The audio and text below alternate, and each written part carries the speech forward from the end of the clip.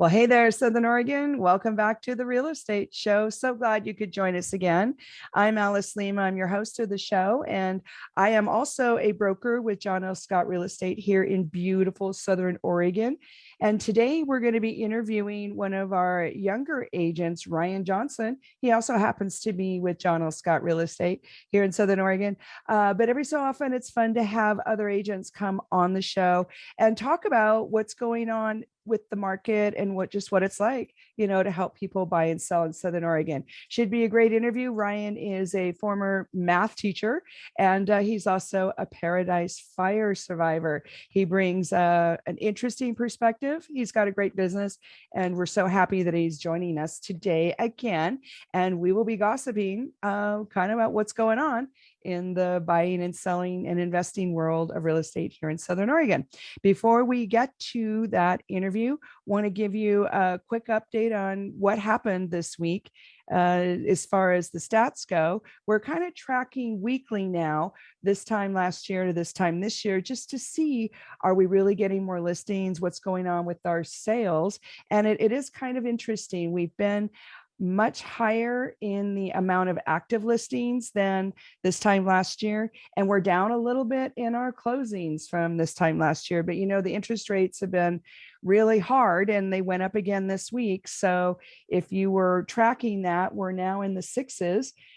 People who are owner occupied buyers, and those are the buyers that pay the lower rate than investors. Investors pay almost a whole point higher, but owner occupied buyers right now are paying in the sixes, where a few days ago they were paying in the fives. And if you remember all the way back to March 2022, which was not that long ago, they were paying 3.5, 3.8. So it's just, a punching bag if you're a buyer out there. But in Southern Oregon, we're kind of still muddling through. We're still selling, we're still buying, we're still investing. But it's definitely making adjustments. The sellers are coming down on their prices. There's a lot more competition with other listings on the market. The listings are staying on the market longer, and it is taking longer to get sales done, but it is happening. We still ever so slightly have a few more buyers than sellers. So you know what? It's not a terrible time. Yep. So with that, let's get on to talking to Ryan Johnson, an agent here in John L. Scott in Southern Oregon. We're going to take a quick break from our sponsors. We're thankfully brought to you by John L. Scott, Ashland, Medford, Guy Giles of Churchill Mortgage, and our local Rogue Valley Association of Realtors. We'll be right back. Well, hey, Southern Oregon, welcome back to the Real Estate Show. I'm Alice Lema. I'm a broker here in beautiful Southern Oregon with John L. Scott Real Estate. We're so glad you could join us again today. Today, we're talking to one of my favorite agents, also happens to be a John L. Scott agent, Ryan Johnson. Hi, Ryan. Hi, Alice. Thanks for having me today. Well, welcome back. We had so much fun talking to you last time.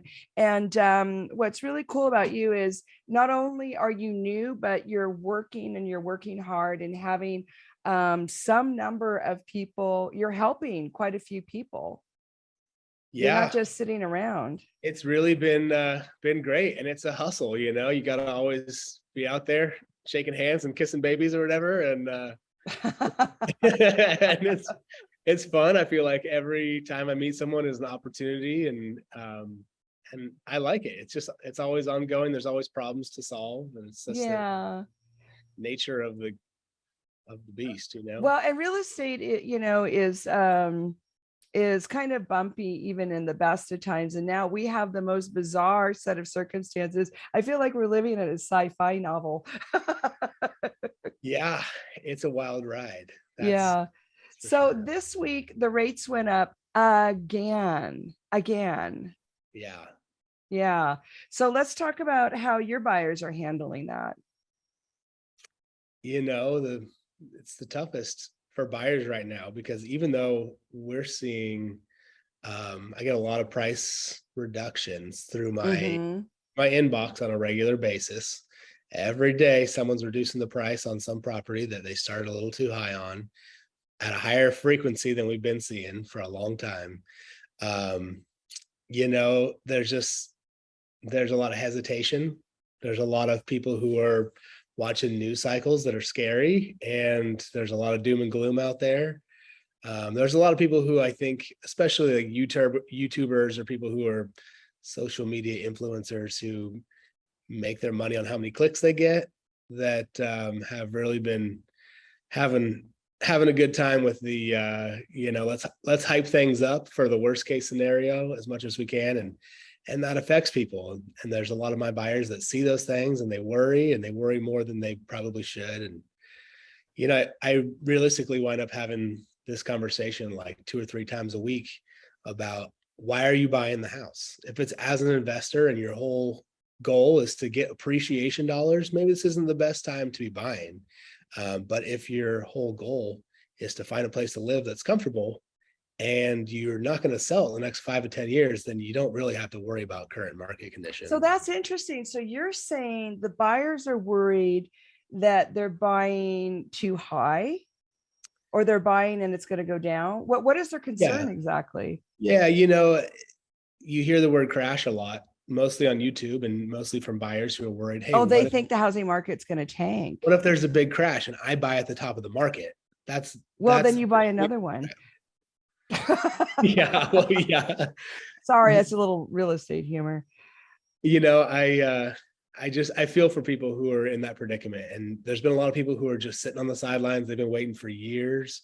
Oh, once that market crashes, then I'm finally going to buy a house. But it's a oversimplified. You know what? I have 2 families that have done that. They've waited 5 years to buy a house. They're still renting, and they had the money all this time. So we actually added up the last time we went on tour, how much money they lost. And it was something like $240,000. Oh man. Because they didn't buy then. Plus they're still tenants. And in Oregon, there's a lot of landlords that are selling. Yeah, you just don't have as much control when you're a tenant, which is. Yeah. Well, I think that's good advice that you're telling them, if it's a home, to just go ahead. Yeah, current market conditions, you don't have, especially if you're buying long term. If you're going to live there for a year, I mean, who buys a house for 1 year to live in? But if you were going to buy for a year, yeah, that might make more sense. But the people that bought right before COVID shut down sold. Yeah, there's that whole angle. They said, I'll happily pay the capital gains. Who cares? Oh man. Yeah, I remember my brother telling me he got in at the best time in 2011. I think he bought his house. So right at the uptick from the crash. The bottom of the market. He bought the dip as hard as you can buy a dip. He timed it perfectly, by chance. I was going to say that had to be accidental. Yeah, totally. He was positioned to buy a house, and right when COVID first hit, he said, listen, this whole thing's coming down. This card castle's coming down. I'm getting out of here. And he sold his house and has been renting since, and missed out on the biggest, steepest gains of all time. Yeah. It's just, it pains me to think about it. Well, and we can't look back at those times with too much judgment on ourselves, but we've all been there. We've all done it. And that's why fear is powerful. And sometimes, it doesn't serve us. So the market is so strange. We've got buyers and sellers wigging out left and right. Before the show started, we were talking a little bit while we were waiting to go on the air, how there's so many, not only back on markets, but also buyers terminating their deals. That's happening a lot.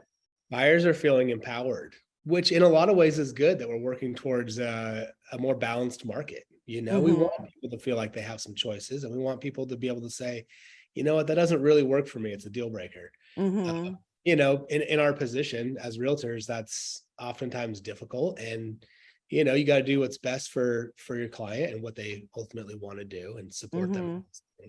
But it does make it tough. You do a lot of work for nothing sometimes. I've been seeing, people who, I had one group of folks who are awesome. We've been looking for a long time for the perfect house for them, and they have high standards about exactly what they want. We found a place that they finally decided, you know what, let's go for it. And they were worried about market conditions, so they really wanted to shoot way under. Let's just see what happens if we underbid the house by quite a lot. Is this recently? This was 2 weeks ago. Yeah. Okay, so that's pretty recent. So then what So, happened? They wrote a lowball offer. Mid-July. It was in mid-July. Yeah. So we Uh-huh. wrote a lowball offer, and I thought, yeah, I just told them, listen, you're gonna at the very least expect a counter. That's probably the best case scenario, is we get a counter. Uh-huh. And The worst case is you get it back in shreds. yeah, basically, just hear nothing, The little burn marks. Okay, sorry. Go ahead. What happened? So Lowball offer. we got the we got the counter offer as I suggested, or as I suggested would happen, and they said, you know what, we're not really feeling it. It was kind of that was our bottom line. That's the most we'd pay for that house. And they walked away, and the sellers came back. They were extremely motivated because they had another house in contract, and they were trying to move on. They were begging us, please just take it. We'll give you what you wanted, and we'll throw in. Whoa, gosh, we haven't had people that cooperative in forever. I know, and it was wild, and they still walked. So we wow. Oh my gosh, and then the buyers left. And the buyers still walked. They didn't go for Why did they do that if it was the perfect house for them? Well, there was a couple other concerns that honestly were valid, without giving away too many details about the place. Right. We have to be careful. Neighborhood stuff that wasn't really ideal. So they thought, you know what, let's just find a place that works better for us. Well, and you know what else, as shocking as that scenario is, there's so many new listings coming on every few days now. And again, I'm with you. I think it's wonderful to finally have choices, but boy, the buyers see something else come on, and then it's like they want to go look, even though they're in contract. Yeah, it makes for a challenging market. It makes our jobs a little tougher, and that's all part of the game, I guess. But it's challenging. I got to have a lot of emotional conversations. Like a third of our job is therapists anyway. Yeah. You really got to take the time to sit and listen to people's concerns and make sure they're feeling heard, and they don't feel like they're pushed in any direction, and that they have options that they have. So yeah, you have to be there for them. And that's one of the things I like about how you run your business. We're talking to Ryan Johnson of John L. Scott. He's a little bit on the new side, but he has a background of being a teacher, science, math. That's history. Right. Yeah, science and math. Yeah. Okay. So I remember that correctly. So I think that just gives you greater depth of understanding of humans. Totally. Those communication skills. And I worked before I was a teacher. And the volatility, you're talking about the emotion. I think being a teacher is a great background if you're gonna be a real estate agent. There's lots of teaching that happens in being an agent, for sure. You have to teach, especially buyers. This is how it works. Isn't that the fun part? Know what earnest money is and how that works. Let's have that conversation. And know what a crummy roof looks like. A crummy roof? Oh man, teach them how to inspectors about that the other day. I'm like, how do you tell? Yeah, it's the little shiny granules, right? Yeah, the fiberglass shining through. It's still tough. It's still tough. Yeah.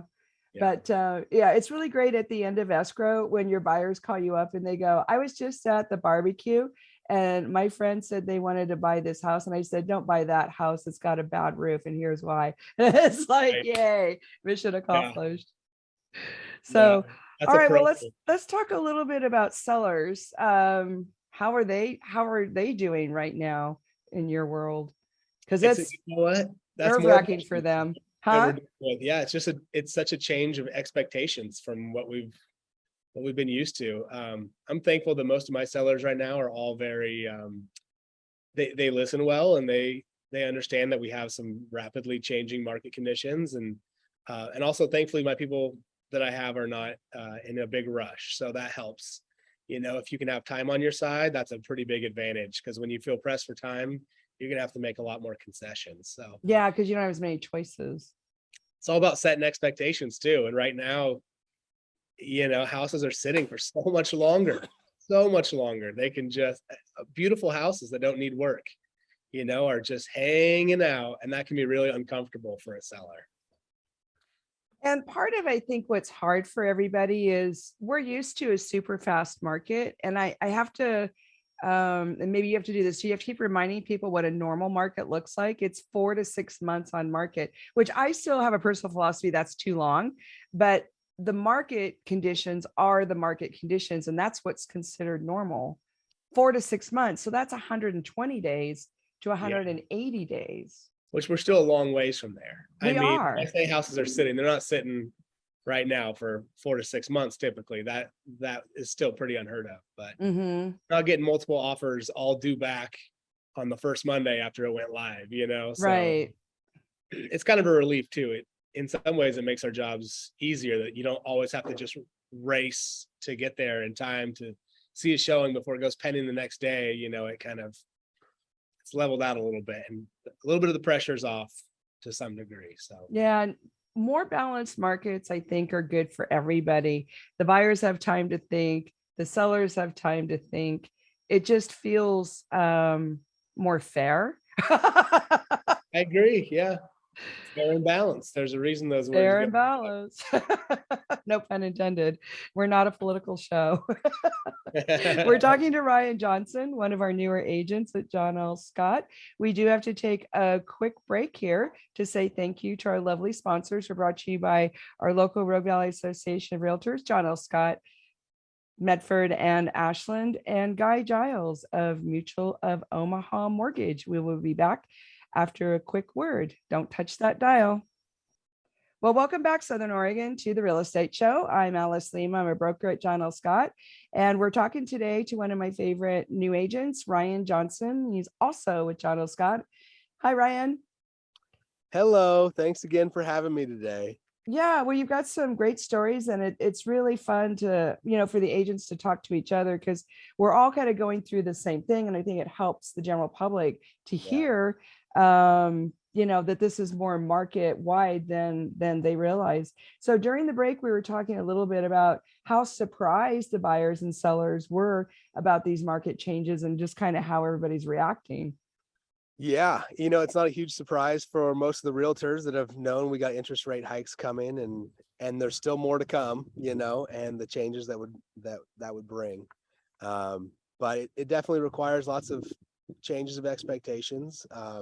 One thing I like to kind of break down for people, not that I necessarily like it, but I wind up doing it often, is, you find people who are concerned about a crash, or they've been waiting for some time, which we talked a little bit about earlier, and that can be unfortunate if you missed out. And usually it's a better idea just to buy real estate when you can afford to buy it, So one thing that keeps happening is I have this discussion about, some people are on the sidelines still waiting for some sort of crash, which so they're trying to time the dip. Is that what you're saying? Yeah, trying to time the market, which we know you can't really time the market, not on purpose anyhow.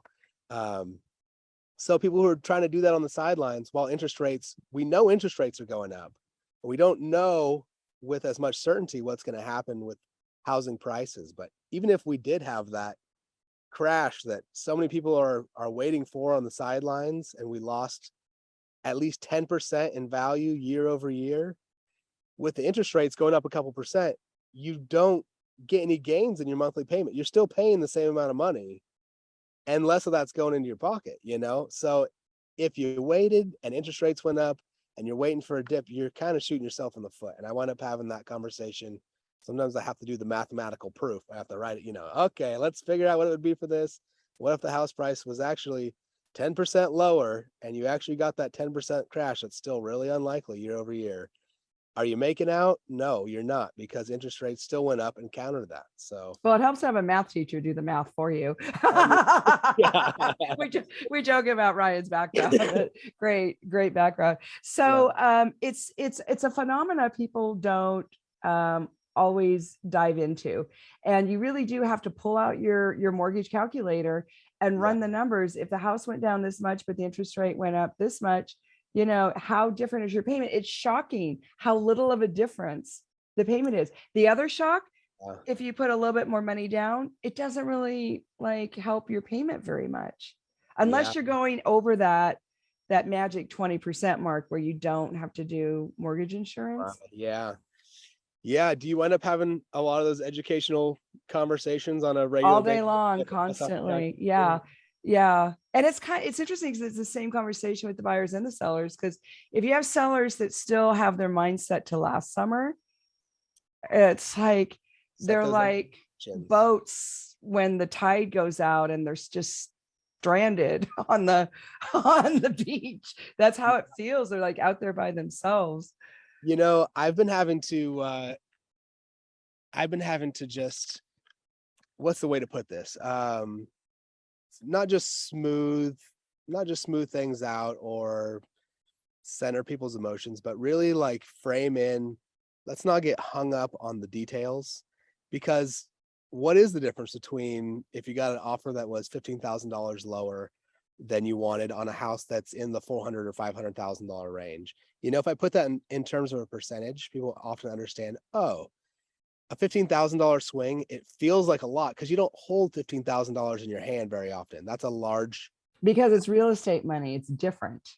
well, it's not, it is real estate money, but if you frame it into this purchase of a home or the sale of a home, it's having a little bit of a change or negotiating a little bit isn't as big of a deal as it might feel like if it was not in the form of real estate or not in the context of this huge asset, and so I have to do a lot of framing in when people feel some anxiety and they want every single little detail fixed and they want these minutia taken care of, and I have to frame it all in. I'm talking about the buyer side right now and just say, hey, look, in the big picture, they put a $20,000 roof on. Like, can we really complain about the $20 screens that need to be on each of those things when you could do it yourself, or you could pay someone once it's all said and done, we have things negotiated, you can pay someone $200 to get all of that stuff done. And you got the house.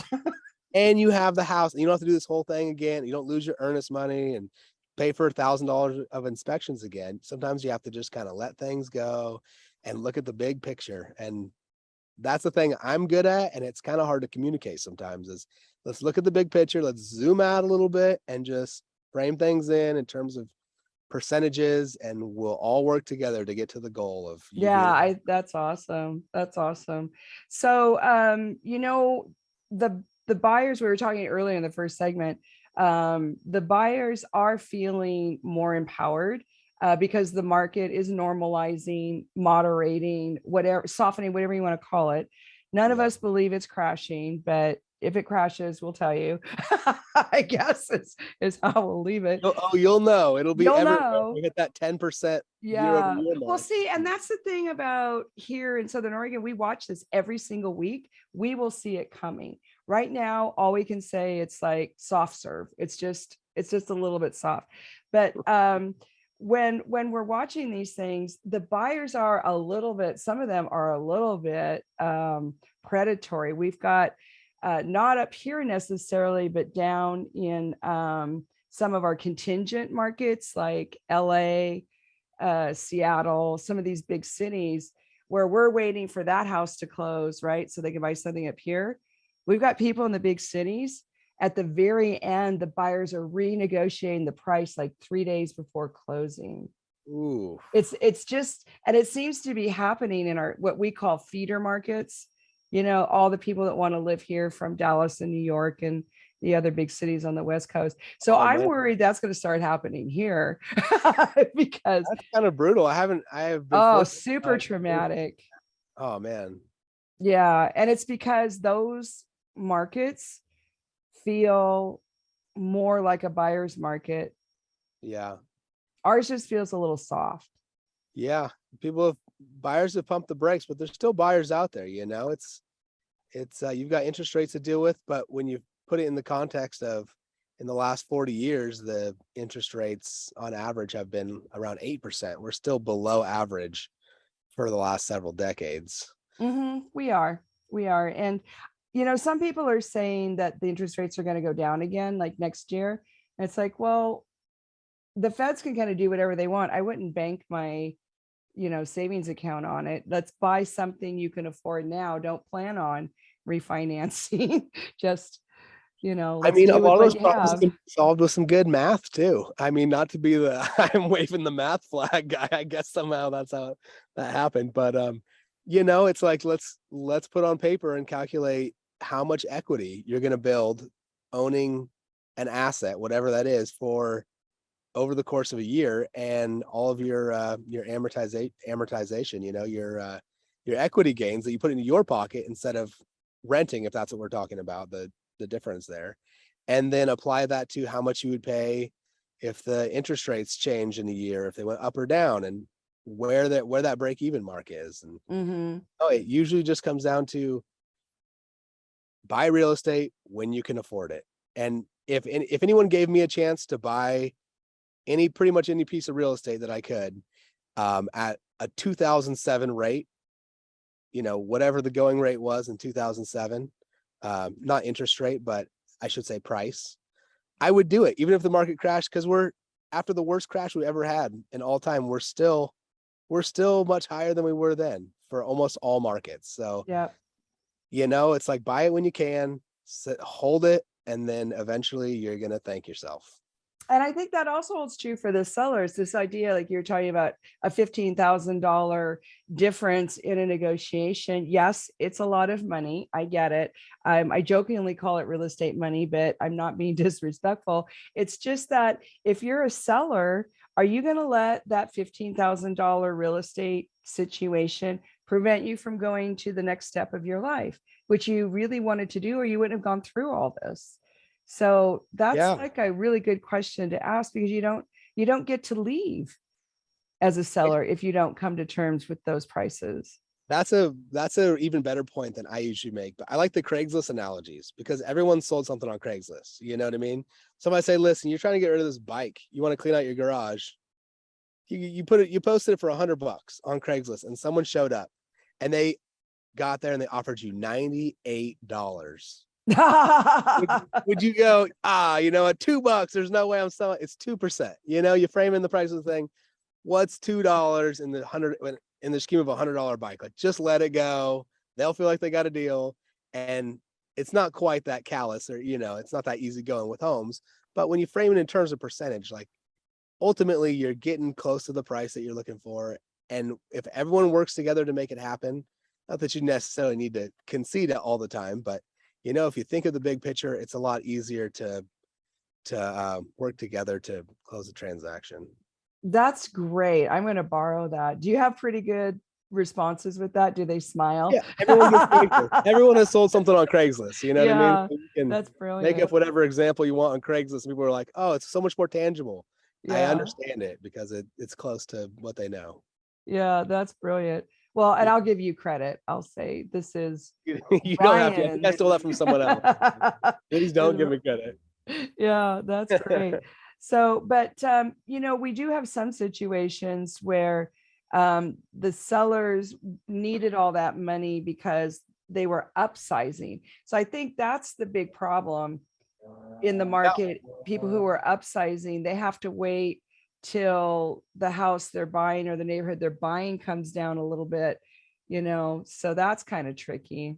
That's true too. Yeah. I mean, it can get complicated. That's one of the more challenging things, is when you have both sides going on, you're trying to move out of one place into the next, and you have to time the whole thing. It can be really stressful. I always feel the stress of my clients right here when we're trying to do the juggling act, and I have to tell them right out of the gate, listen, let's not celebrate until we reach the finish line. Everything is signed and said and done, and we get that call from the title company. That's when we'll know for sure that everything went through. And in the meantime, anticipation is the hardest part. Yeah. You just have to sit tight and wait and hope everything goes as planned. And when you have hard deadlines like that too, and you have to make a certain dollar amount, that adds stress to the picture for sure. And it's really preparation. That's part of what good agents do, is they help you get prepared for the good and the not good, however it goes down. But we totally feel every minute of the pain with them, right? I'm chewing my fingernails off over here with you. I know, one fingernail left. That's my expression. So, gosh. So we are going to have to take another break here. We're talking to Ryan Johnson of John L. Scott. He is one of our newer agents and doing great. And we're going to say thank you again to John L. Scott, Medford and Ashland, the Rogue Valley Association of Realtors, and Guy Giles of Churchill Mortgage. This episode will be repeated tomorrow at 6:00. We'll be right back. Well, hey, Southern Oregon, welcome back to the Real Estate Show. I'm Alice Lema, broker John L. Scott. Ryan Johnson's here with me today He's also from John L. Scott. And during the break, we were talking a little bit about the investor market, because all of these changes have had some positives and some not so positive with the investor market. What are you seeing out there in that world? Well, I'm working with more investors now. I became a real estate investor not too long ago. How's that going? Well, there's a lot to say there. I'll let me catch you up on that in a second. I got some short-term rentals that I'm really excited about that have been super fun, some little vacation places. But working with investors has been a fun new challenge for me. It involves some really nerdy spreadsheet stuff where I get on Microsoft Excel or Google Sheets and I make these spreadsheets, which I really enjoy the process. But when it's done, it's beautiful because all I have to do is punch in some numbers. How much does the HOA cost? I punch in a number. It automatically multiplies it by 12, tells me my cap rate at the end, and then you compare them. And it's tough. It's tough to get the numbers, that you want with these, inflated home prices, or, not just homes, but multi-units. Oh, the multi-units are still, Yeah. I mean, still it's really up there. expensive. So getting good cap rates is tough, and it's a fun challenge. I like it. And I like that I have some active investors who put me on all kinds of wild goose chases. I'm like calling all the owners of RV parks and learning about how all the numbers work and how you make that work, or how you get your foot in the door, how you finance that kind of stuff. So that's been super fun. Learning all of that and the nerdy mathematical side. Man, I just waved my math flag hard today. So apologies to the right brains out there. Yeah, it's so much of our job though, is being good finance, money number people. Yeah, it really is. And it's fun that I enjoy it. That makes it a lot easier. And doing the investing thing for myself it really warmed me up on all that, where I find myself creating these spreadsheets or these documents, at least, that would just kind of keep track of, here's all the places I found, which one would be the best investment, and then how do I create or find tools I can use to analyze different deals and see what's the most likely scenario that's going to pan out for me. Because it's not always what you think. You got to run your numbers. Yeah, and you got to double check them, and you got to be conservative when you're doing investment numbers. What if something breaks that you didn't expect? You got to have a little extra in the bank, etc. So so the update on the couple of places that I think I was setting up last time we chatted was I have a little A-frame cabin that was my dream come true. What I always wanted. Someday I'll have a little cabin I could take my family to by a lake or something. Oh, and wonderful. I landed it, and it's the coolest, cutest little cabin you've ever seen in your whole life, to the credit of my wife's interior decoration skills. It's just super cool little place. And that place, since we put it online a few months ago, has been fully booked and is booked a couple months out. Oh, that's great. So it's awesome. And we're trying hard to pay that forward in the form of, I have one of my incentives is anyone who can refer a client to me, when that transaction closes, whoever referred that client to me after we close on buying or selling a piece of real estate, they get a free 2-day stay in the cabin. That's like, oh my gosh, that's great. My little incentives. Yeah. So we've had that worked out pretty well as far as getting some new referrals, and my friends are on it now. They're like a well-oiled team that I've got your sales force. Yeah, that's a good time. And then the other one I have is also a short-term rental, and it's a bigger place, super nice, in Klamath Falls, which people have a lot of opinions about Klamath Falls, and I love Klamath Falls, and the rate of return is better. Yeah, I mean, investment wise, it's great out there. I think it's great. They have a cute downtown. There's lots of recreational stuff. It's close to a national monument and a national park. Crater Lake is our only national park in Oregon. And they have Gino's Bar and Grill. I don't even know about that. Oh, you got to go. You got the Del Castro's own it. It's fabulous. I'm out there all the time. Gino's Bar. You got to go. I mean, they have lots of good places to eat. I think K Falls is super underrated. And once, the retirement community of California figures out that you can get Midwest prices and still be on the West Coast, they're going to go bananas. But that place is doing okay. We just changed property management. So we're kind of reinventing ourselves on the not social media, short-term rental platforms, Airbnb and Vrbo and all that. We just had to create new accounts, and we lost all of our 5-star ratings and everything. So it's like a ongoing challenge, and we're always trying to figure out how we can zhuzh it up and make it cooler. We're going to add some outdoor seating, and do some that'll be nice. cool cafe lights on the deck. There's a huge deck that overlooks the whole valley. Oh, wow. It's a cool place. Always just how we can make the experience better for people. And so how does that work with a property manager on Airbnb or VR, the short-term rental? Like, how much do you have to pay? Well, a property manager? That's a good question. It can be pretty steep. It's anywhere from 10 to 30% of your gross revenues go to the property management. Ours was full service at the lowest price point there, 10%, which it was Evolve. They have an industry low standard of 10%. I could say a lot of good things about Evolve, but overall, I mean, what do they do? What does full service mean? I mean, they will create your listing. They'll send a professional photographer to photograph the listing. They'll put it up on 8 different websites that host vacation rentals, including Airbnb and Vrbo. Oh, wow. And then they manage the whole thing for you. They do the cleaning and everything? Well, they'll find a partner to do it with, and then they coordinate with them so that person has communication. They help you with doing taxes. You have to do monthly taxes at what you're doing. Yeah, because you have the county and the state that collect taxes on transient tax, it's called. Oh, right. Like hotels. Just requires a little coordination. So they kind of facilitate all of that. They're pretty good. Ultimately, I've just abandoned my property management, and I'm doing it myself now with an app called Guesty that is really awesome. And it's a lot more, it takes more energy to set up in the beginning, but once you're set up, it's been really cool to just have interactions with guests all the time. Mm-hmm. It's kind of a second job, but I'm always answering questions. Hey, how far away is Crater Lake? That's like, I get that one all the time. I'm like, it's in the listing. Excuse me. No, but it's fun. People ask good questions, and people are always, I should just say that you get to have a two-way interaction about people's enthusiasm. Hey, I love the cabin. I can't wait to come out there. We're on a trip from Montana to visit my cousin. Oh, whatever it is, you get to kind of hear people's stories and just go back and forth. Oh, you're snowshoeing? We love snowshoeing. You should go down to this one place that's our favorite, That's great. I really like that aspect of it too. So because you have 2 places, one is small and one is big, that you do the Airbnb with. Is the big one harder to keep full?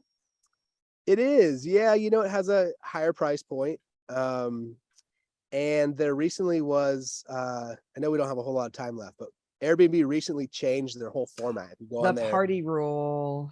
Not the party rule, but the how you search. You search by unique stays now. Do you want a cabin? Do you want an A-frame? Do you want it to be by a lake? Oh, I didn't know they did that. It's less about which city you want to go to. So that's kind of changed the rules, and we're all trying to recalibrate after that.